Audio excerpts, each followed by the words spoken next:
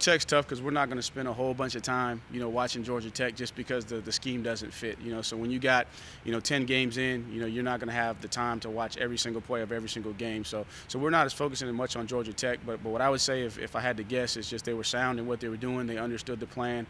And then you watch them versus Virginia Tech. They got after Virginia Tech up front. They were able to create some penetration, knock back, and from a run game standpoint, and got after the quarterback a little bit. And then they were stout on third down, and especially in short yardage. So I anticipate that Duke's going to come out, man. They're a 7-win team, and they're playing with a lot of confidence, and they beat some really good teams.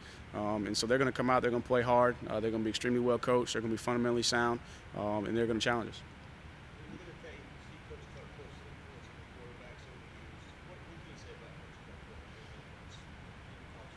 And he's a guy that I admire a lot. I've never had a chance to meet him personally, but just to hear how Coach Sweeney describes him, just in his interactions with him at the ACC meetings, and then whenever I see him on TV in a press conference, the way he carries himself. And I know he had a relationship with Peyton Manning, and so that. And they're scoring a bunch of points on offense. And obviously, I don't get to watch their offense much from a crossover standpoint, but just hearing Brent talk about what they're doing with that quarterback and just how he controls, all their protections, getting the ball out, scoring a bunch of points.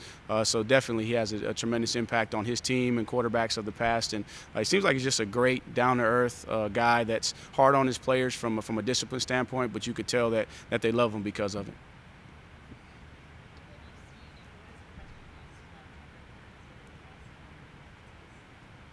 He just continues to get better, and the bigger the moment, the better he plays, and just and again, it's a little thing, just a little bit of insight. The play that we hit to Renfro comes off on the sideline and says, "Look, I think this play is there." Okay, so we said we're going to call it based off your recommendation. We trust you, Renfro. We feel like you understand the leverage. We can get it done. But for Trevor to see that and slide his protection to give himself some more time, that's stuff that freshman quarterbacks don't do, especially not just in that situation, but in that game plan, with just the amount of things that we asked him to be able to control and prepare for. He just continues to soak up the knowledge, and he's the same. His demeanor is the same every single day, and I think that's what makes him special, that his confidence is in his preparation and his work, and I think that's why he performs at a high level. And the great ones that have come through here, when you start talking about the great ones and your Sammy Watkins and your Deshaun, they had that same demeanor about themselves. Their confidence was in their preparation and their work, and not necessarily their performance on the field, but how they prepared to get ready to play.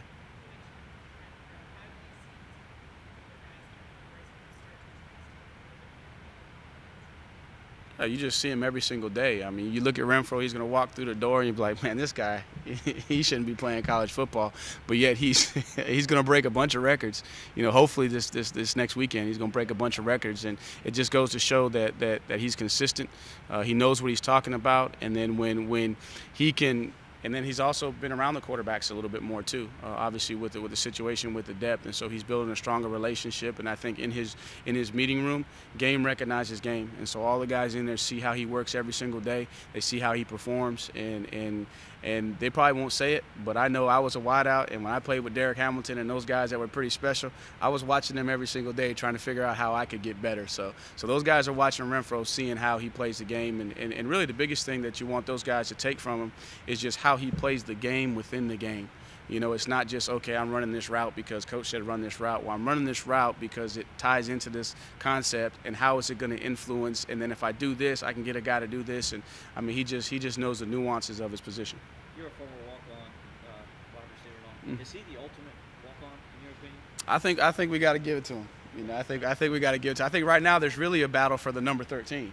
You know what I'm saying? So I think the question is if he has an opportunity to catch a ball and get, I think he's got maybe 30 yards or less to go over 2,000 in his career. I think if he does that, the 13 in this building and maybe the 13 that's playing down in Tampa will succeed. That he is the best.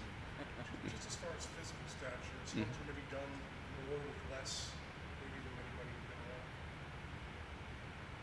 anybody I think that Hunter gets sold short a little bit.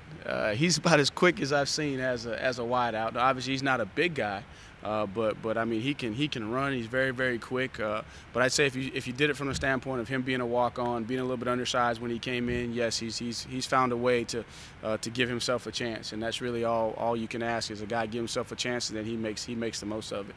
But I think that he is a former walk-on, but he did have some Division I scholarships, and I think he's gonna run faster than most people give him credit for. Back to the BC game real quick. Laurie was saying afterwards they were using the Joker formation a little bit more. Is that just using the stand-up DN and then in the row? The Joker formation. Yeah. Amari said that. Yeah. Okay, I'm trying to figure out because Joker's not necessarily a term, but I know they were, they had a sub package, and so they were going 3 down, 3 big guys, and they were bringing 55 in, and then they had some personnel on the back end, and they just had a lot of different things where they were showing pressure with guys walked up, and then all of a sudden they would pop out, and they were using 24 as an interchangeable guy. Sometimes he was playing safety, sometimes he was playing nickel Sam, and then sometimes he was dropping out and becoming the corner equivalent. So they did some good things, and you can tell that that their guys were sold in.